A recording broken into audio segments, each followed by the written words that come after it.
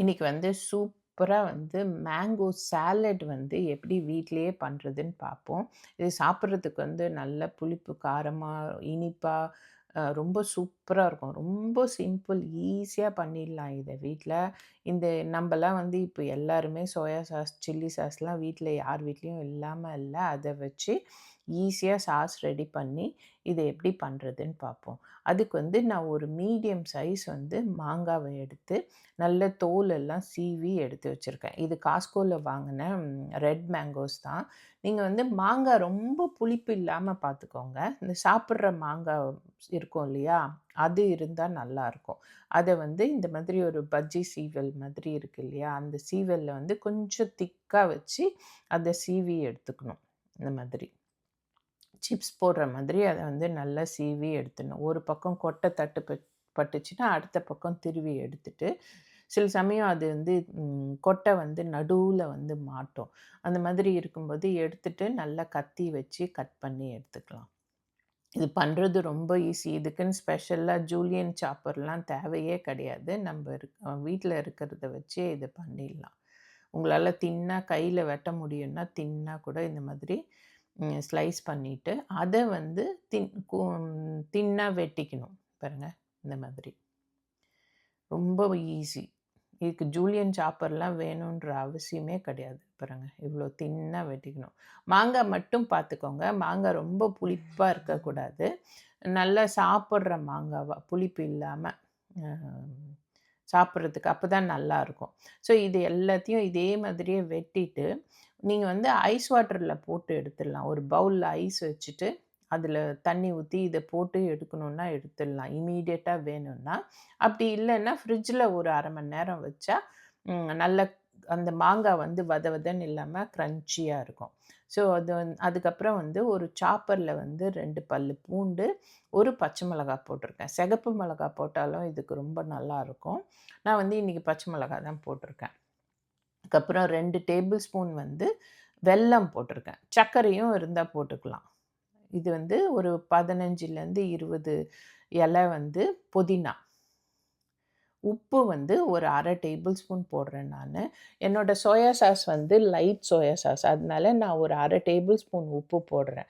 உங்களது dark soya sauce use பண்ணீங்கன்னா, அது வந்து அதுக்கேத்த மாதிரி அந்த உப்பு அட்ஜஸ்ட் பண்ணிக்கோங்க. இது வந்து சில்லி கார்லிக் சாஸ் இது.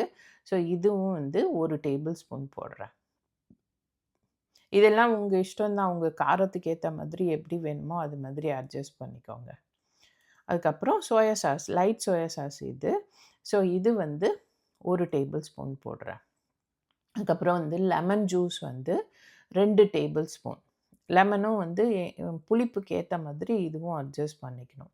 இது வந்து 2 டேபிள் ஸ்பூன். இது இது ஸ்டாண்டர்டா போட்டிங்கன்னா, கரெக்ட்டா இருக்கு எனக்கு. இதுக்கு வந்து டேஸ்ட்டு ஒரு சில ஊர்ல லெமன பொறுத்து.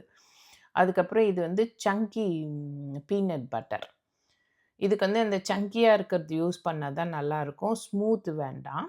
அ இப்ப இது மாதிரி போட்டுட்டு, இது எல்லாத்தையும் சேர்த்து நல்லா வந்து ஒ கோர்ஸா அரைச்சுக்கணும். மையா அரைச்சா நல்லா இருக்காது.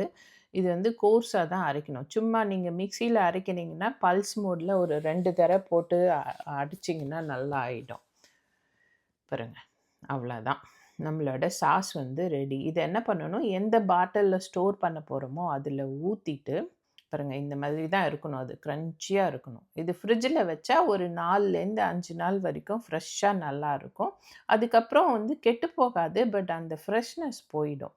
ஸோ இது ஒரு 5 நாள் வரைக்கும் வச்சுக்கலாம். அதனால பண்ணும்போது சின்ன சின்ன பேட்ச்சா பண்ணுங்க. இது வந்து நல்லெண்ணெய். ஒரு 1 1/2 டேபிள் ஸ்பூன் வந்து நல்லெண்ணெய் ஊத்தியிருக்கேன். இதுக்கு நல்லெண்ணெய் தான் வந்து டேஸ்ட்டு நல்லாருக்கும். ஸோ அதனால 1 1/2 டேபிள் ஸ்பூன் நல்லெண்ணெய் ஊத்தி, இத கலந்து எடுத்து வச்சுருங்க. நம்ம எதுல ஸ்டோர் பண்ண போறோமோ, அதுக்கு மாத்திட்டு அப்புறமா நல்லெண்ணெய் ஊத்துங்க.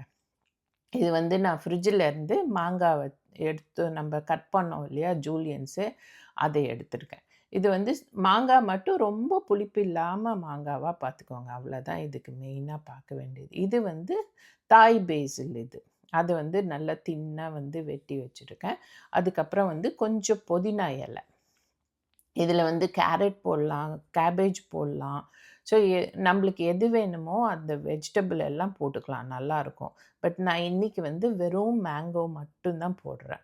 இது அ வேர்க்கடலைய வறுத்து இது ஒண்ணும் பாதியுமா சாப்பர்ல போட்டு பொடி பண்ணி வச்சிருக்கேன். இது கடையிலேயே கூட கிடைக்கிது. ஸோ இது வந்து ஒரு 2 டேபிள் ஸ்பூன் வந்து வேர்க்கடல போட்டுக்கணும். இது எல்லாமே வந்து தனித்தனியா வச்சுட்டு, நம்ப சாப்பிடும்போது தான் இத ஒண்ணா கலக்கணும். நம்ம சாஸ் பண்ணோம் இல்லையா? அது 2 டேபிள் ஸ்பூன் போட்டு கலந்துக்கலாம். நம்மளுக்கு எப்போ நேரம் இருக்கோ, அப்போ வந்து மாங்காய் தனியா வெட்டி வச்சுக்கணும். சாஸ் தனியா வச்சுக்கணும். சாப்பிடுறதுக்கு முன்னாடி தான் கலக்கணும். இல்லன்னா, அந்த மாங்காவோட கலந்து உள்ள ஃப்ரிட்ஜில எடுத்து வச்சோம்னா, அது வந்து தண்ணி விட்டு சொத சொதன்னு ஆயிடும். நல்லா இருக்காது. அ தனித்தனியா வச்சுட்டு எப்போ சாப்பிட்றோமோ, அப்போ 2த்தையும் எடுத்து ஒண்ணா கலந்துக்கலாம். எனக்கு வந்து இந்த 2 டேபிள் ஸ்பூன் சாஸ் வந்து பத்தல. நான் அதுக்கப்புறம் இன்னும் 1 டேபிள் ஸ்பூன் ஊத்தி இத கலந்துக்கிறேன். அது ரொம்ப முக்கியம். நம்ம கலந்து எடுத்து வச்சோம்னா, மாங்கா வந்து சொத சொதன்னு ஆயிடும். சாப்பிட நல்லா இருக்காது. சாப்பிடும்போது தான் இந்த சாஸ போட்டு அதில கலக்கணும். அவ்வளோதான் பாருங்க. நம்பளோட நான் சாப்பிட்டு பார்த்தேன். எனக்கு வந்து ரொம்ப சூப்பரா உப்பு, காரம், புளிப்பு, இனிப்பு எல்லாம் கலந்த சுவையில இருக்கும். அது சாப்பிட அந்த வேர்க்கடல வேற அங்கங்க நடுவுல மாட்டுச்சுன்னா, ரொம்ப சூப்பரா இருக்கும். அவ்வளோதான் நம்மளோட மேங்கோ சாலட் ரெடி. இத செஞ்சு பார்த்துட்டு எப்படி இருக்குன்னு சொல்லுங்க. Thank you.